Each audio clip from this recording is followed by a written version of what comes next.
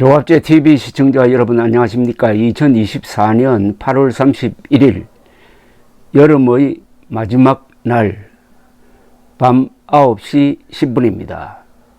한동훈 국민의힘 대표가 의료대란 수습에 자신의 정치적 생명을 걸고 있는 것 아니냐 하는 그런 결기라고 할까요? 그걸 좀 느끼게 됩니다.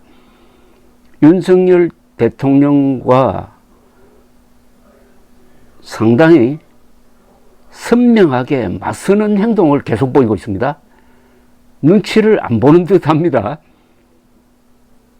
우선 국민 여론이 악화되었고 응급실 파행 등 다치면 죽는다 하는 공포감이 확산되고 있는 가운데 다급하기도 하지만은 여러 가지 측면에서 윤석열 대통령의 이 폭주를 저지할 수가 있다고 생각하든지 아니면은 수습책을 던짐으로써 전국의 주도권을 잡을 수 있다고 생각하든지 이 길로 계속 가면은 여기서 한동훈 대표가 큰 정치인으로 클 수 있는 기회를 잡을 수 있다고 생각하든지 등등 여러 가지 복합적인 요인이 있겠지만은 과거에 윤석열 대통령과 갈등을 하다가 물러나고 하는 그런 모습과는 판이합니다.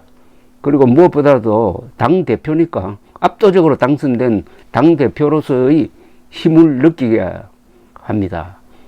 한동훈 대표가 이 승부에서 어떤 결과를 만들어낼지 아주 흥미진진합니다. 내일 이재명 민주당 대표와 만났을 때 이 의료 문제가 논의될 가능성도 있습니다. 그렇게 되면은 윤석열 대통령이 정치적으로 여론으로부터 그리고 의료 대란이라는 이 상황에서 고립될 가능성이 있습니다. 최근에 윤석열 대통령이 너무나 큰 실수를 계속하고 있습니다. 윤석열 대통령으로서는 위기고 한동훈 대표로서는 기회입니다.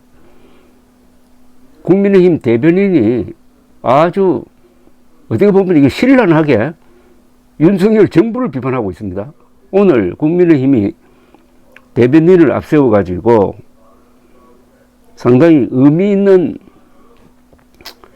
논평을 내어놓았습니다. 김혜란 국민의힘 대변인은 오늘 논평을 통해서 정부가 추진하고 있는 의료개혁은 지역 필수 의료를 살려 국민의 생명권과 건강권을 보장하기 위한 것으로서 반드시 완수돼야 한다면서도 이 과정에서 의료계 반발이 계속되어 결과적으로 국민의 건강과 생명이 위협받는 상황으로 전개되고 있다. 실패하고 있다는 거죠. 라고 이렇게 전제하고 이어서 의료개혁 과정에서 발생한 의료위기 상황으로 적시에 진료를 받지 못해 국민이 생명을 잃는다면은 결국 의료개혁이 성공한다고 한들 그 국민이 다시 살아오지 않는다면서 국민들에게 이러한 희생을 용인하고 감내하라고 할 수는 없다고 했습니다. 이거는 아주 정면도전입니다. 이거는 국민의힘이 윤석열 정부에 정면 도전하고 있습니다. 여기 보십시오. 진료를 못 받아가지고 국민의 생명을 잃고 있는데 이런 고통을 의료개혁을 위해서 참으라고 할 수 있느냐는 겁니다. 본질적인 문제 제기입니다. 국민들에게 이러한 희생을 용인하고 감내하라고 할 수는 없다고 했습니다. 김 대변인은 정부의 냉정한 실태 파악과 융통성 있는 대책이 필요한 시점이다. 어떤 개혁이든 국민의 공감과 지지가 필수적이다. 국민의 지지를 잃으면 다 잃는 것이라고 했습니다. 최근 여론조사를 보면 윤석열 대통령의 의료개혁을 지지하던 사람도 2,000명이라는 갑작스러운 정원에 대해서는 반대하는 사람이 훨씬 많습니다. 최근 갤럽 조사에서는 보수층이 윤석열 지지를 철회하고 있는 경향이 뚜렷한데 그 주된 이유가 의료사태의 악화로 보입니다. 국민의힘 김 대변인은 지금 이 문제를 정치적 갈등으로만 치부하는 것은 본질을 외면하는 것이다. 국민의 생명과 건강을 지키기 위해 의료개혁을 추진하는 윤석열 정부와 이를 뒷받침하여 성공으로 이끌어야 할 국민의 힘이 있을 뿐이다. 국민의 생명과 안전이 최우선이라는 점은 당과 정부의 생각이 다르지 않다. 정부의 유연한 소통과 실효성 있는 대책을 기대한다고 했습니다. 융통성을 부리고 양보를 하라는 뜻이죠, 사실은. 앞서 한동훈 국민의힘 대표는 2026학년도 의대 정원 유예 제안을 하고 대통령실이 이를 거부한 가운데 오늘 국민의힘 대변인 이야기를 들어보면은 이건 단순한 갈등이 아니라 한동훈 대표가 정면 충돌을 각오하고라도 승부를 보겠다는 그런 게 느껴집니다. 심상치 않습니다. 그래서 윤석열 대통령이 의료 대란의 해결을 한동훈 대표에게 위임하고 한 발 뒤로 빠져주는 슬기를 보일 때가 아닌가 하는 생각이 듭니다. 이렇게 하는 게 윤석열도 한동훈도 의사도 국민도 다 같이 사는 길이 아닐까요? 수습에 성공하면 한동훈 대표는 큰 정치인이 되는 것이고 윤석열 대통령도 큰 정치적 위기에서 벗어나니까 다 좋은 것 아닙니까?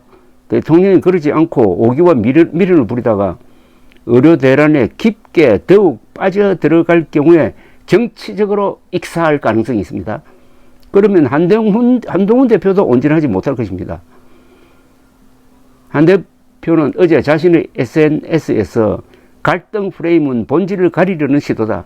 여의도식 갈등 프레임 유포와 저를 향한 인신공격적 발언으로 본질을 피해가지 말고 지금 국민의 생명과 건강이 위험에 처해 있는지, 그렇다면 대안은 무엇인지 본질에 대해 정면으로 말해야 한다고 했습니다.